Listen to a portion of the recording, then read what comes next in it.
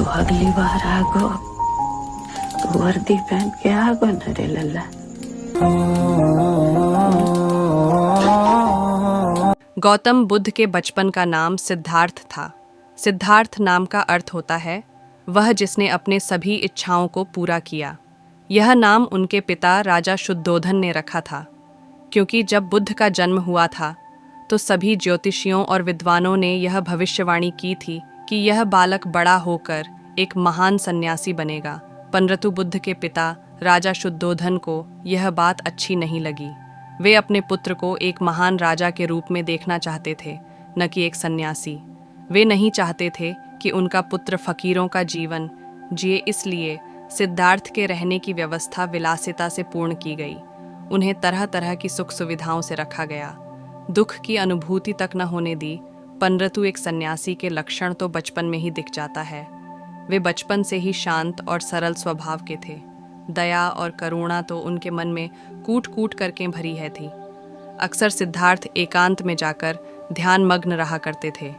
एक दिन की बात है, सिद्धार्थ अपने उपवन में एक शांत जगह इसी प्रकार ध्यान मग्न थे। तभी एक घायल हंस उनके सामने आ गिरा, जिससे उनका ध्यान भंग हो गया। जब उन्होंने अपनी आंखें खोली तो देखा कि सामने एक सफ़ेद हंस तीर के वार से बुरी तरह घायल पड़ा तड़प रहा है। उसे देखते ही सिद्धार्थ का मन द्रवित हो उठा और उन्होंने उसे तुरंत उठा लिया। धीरे धीरे वे हंस को सहलाने लगे और फिर पास के सरोवर में जाकर उसका घाव धोकर उसके शरीर से धीरे से तीर को निकाला। तीर निकालते ही वह दर्द से तड़प उठा। तब सिद्धार्थ उसे धीरे से सहलाते हैं और उसके घाव पर पट्टी बांध देते हैं। उसी समय एक ओर से कुछ शोर होता है और उधर से उनका चचेरा भाई देवदत्त आता हुआ दिखाई दे। सिद्धार्थ के हाथ में वह हंस देखकर बहुत खुश होता है और हंस लेने के लिए सिद्धार्थ के पास दौड़कर आ धमकता है। देवदत्त, सिद्धार्थ, यह हंस तुम्हारे पास है और मैं इसे कब से इधर उधर ढूंढ रहा था। ये मेरा शिकार है, अब जाकर मिला है। सिद्धार्थ, नहीं देवदत्त, ये हंस मेरा है। यह तो कब का दम तोड़ देता अगर मैं समय पर इसका इलाज ना करता। देवदत्त, दम तोड़ देता तो क्या, ये तो मेरा शिकार है। मैंने इसे इसलिए तो मारा है, तुम ज़बरदस्ती मेरे शिकार को हड़पना चाहते हो। इस तरह दोनों भाइयों में उस हंस के लिए वाद विवाद होने लगा और धीरे धीरे बात बढ़ गई। तब दोनों ने मिलकर फैसला किया कि यह हंस किसका है। इस बात का निर्णय महाराज शुद्धोधन के पास जाकर ही होगा और दोनों भाई राज दरबार में गए। वहाँ उन दोनों ने अपना अपना तर्क महाराज के सामने रखा। महाराज शुद्धोधन विचार करके बोले, चूंकि यह हंस देवदत्त का शिकार है, इसलिए इस पर पहला अधिकार देखा जाए तो देवदत्त का है। परंतु सिद्धार्थ ने इसकी जान बचाई है और मारने वाले से बड़ा बचाने वाला होता है, इसलिए यह हंस सिद्धार्थ का हुआ। महाराज शुद्धोधन का निर्णय सुनकर सिद्धार्थ की आंखों में एक चमक आ गई और वे उस हंस के शरीर पर धीरे से अपना हाथ रख सहलाने लगे।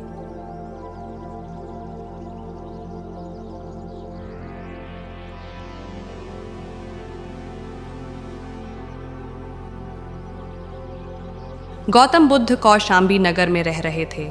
वहाँ की रानी गौतम बुद्ध का अलग अलग तरीकों से अपमान करती थी। रानी ने अपने कुछ लोग बुद्ध को अपमानित करने के लिए और परेशान करने के लिए उनके पीछे लगा दिए थे।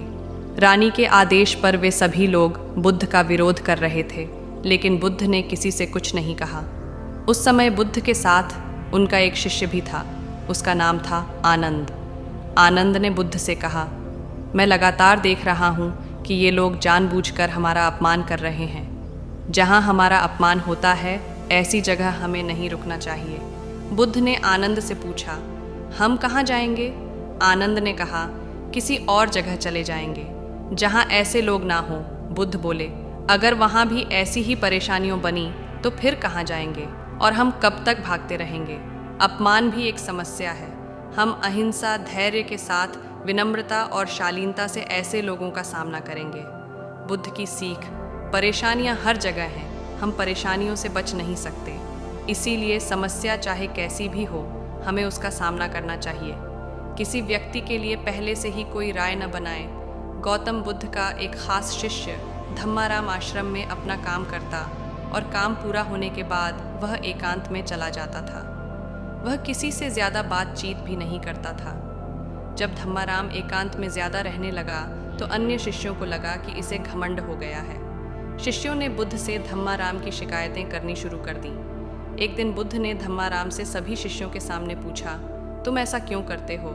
धम्माराम बोला, आपने कहा है कि कुछ दिनों में आप ये संसार छोड़े देंगे, तो मैंने ये विचार किया है कि जब आप चले जाएंगे तो हमारे पास सीखने के लिए क्या रहेगा। इसीलिए मैंने ये तय किया कि मैं एकांत और मौन को समझ लूँ, ठीक से सीख लूँ। ये 2 काम आपके जीते जी मैं करना चाहता हूँ।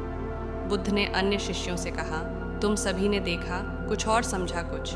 तुम्हारी आदत है कि तुम दूसरों की बुराई करते हो, इसीलिए तुम सभी ने धम्माराम की अच्छी बात को भी गलत रूप में लिया। बुद्ध की सीख, हमें किसी व्यक्ति को ठीक से जाने बिना उसके बारे में कोई राय नहीं बनानी चाहिए। अगर कोई अच्छी बात सीखना चाहते हैं तो घमंड छोड़ दें। एक दिन बुद्ध के शिष्य आनंद ने पूछा, आप प्रवचन देते समय ऊंचे स्थान पर बैठते हैं और सुनने वाले नीचे बैठते हैं, ऐसा क्यों? बुद्ध ने आनंद से कहा, एक बात बताओ, क्या तुमने कभी किसी झरने से पानी पिया है? आनंद बोला, हाँ, मैंने झरने से पानी पिया है। बुद्ध ने पूछा, तुमने पानी कैसे पिया? आनंद ने कहा, झरना ऊपर से बह रहा था, मैं झरने के नीचे खड़ा हो गया और पानी पी लिया। बुद्ध बोले, अगर झरने से पानी पीना है तो नीचे ही खड़े होना पड़ेगा। जो सत्संग, कथा या प्रवचन होता है उसमें कहने वाला ऊपर बैठता है। उस कथा का संदेश ग्रहण करना है तो सुनने वाले को नीचे ही बैठना होगा। नीचे बैठने से हमारे स्वभाव में विनम्रता आती है, हमें अच्छी बातों को जीवन में उतारने की प्रेरणा मिलती है। ऐसा करने से हमारा घमंड दूर होता है। बुद्ध की सीख, अगर कोई अच्छी बात सीखना चाहते हैं तो सबसे पहले अहंकार छोड़ देना चाहिए। इसके बाद विनम्रता के साथ ही अच्छी बातों को जीवन में उतारा जा सकता है।